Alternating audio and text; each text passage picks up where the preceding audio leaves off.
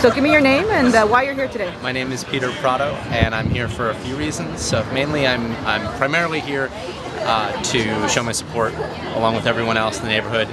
I live 2 blocks from here, and I've been in the neighborhood for 4 years. Where is here? From the Parkway Theater. So what does the Parkway mean to you? What does the Parkway mean to me? Well, today actually is a perfect example of it. It's home. You know, it's representative of the kind of home that I want to be a part of, and it has for almost 4 years now provided me with a diverse community of people that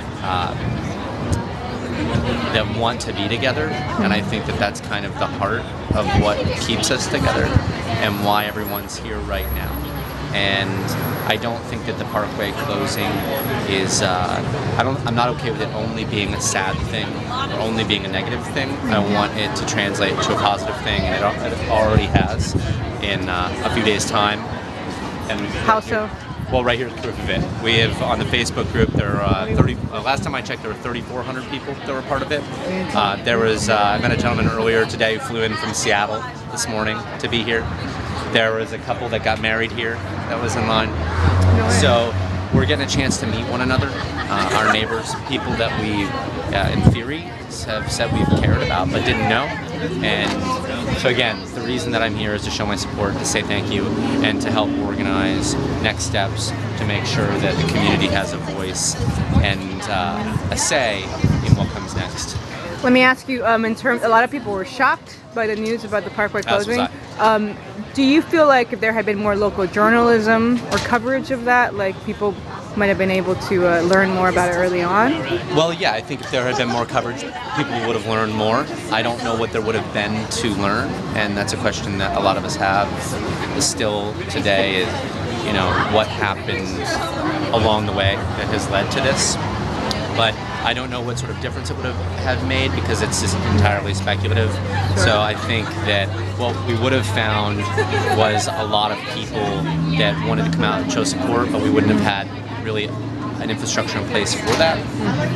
The suddenness of it, I think, actually kind of works to our advantage as a community, because it gives people a very short amount of time to make a decision about what they hold dear and their values. What if another story was done on the Parkway and it's closing, like what are some of the things that you'd like to see it focus on?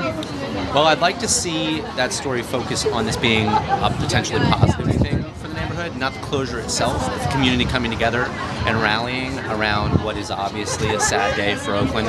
And you know, I say that in addition to police officers that were killed yesterday as well. It's a sad day for Oakland, but I would like the story to focus on this as an opportunity for us to be a stronger community, a tighter community, and to present ourselves as an example, not just locally but nationally. I think a lot of communities are feeling the pinch right now in a lot of different ways across the country, and so I'd also like the piece to focus on how we've organized in the wake of the news of the closure. So through Facebook, through the internet, you know, infrastructure that's in place that other people can use elsewhere.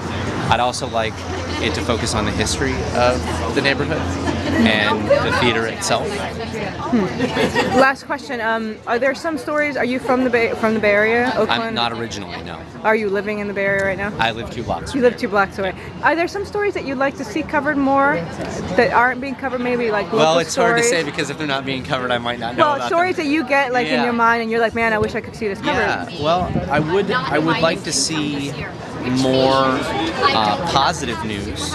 You know, there have been a couple of very sad things lately that I think definitely deserve coverage. Oscar Grant, the police officers yesterday, those things need to be known about, but there are also a lot of lovely things about this neighborhood that I think get buried under a mountain of bad news. Can you think of like an example?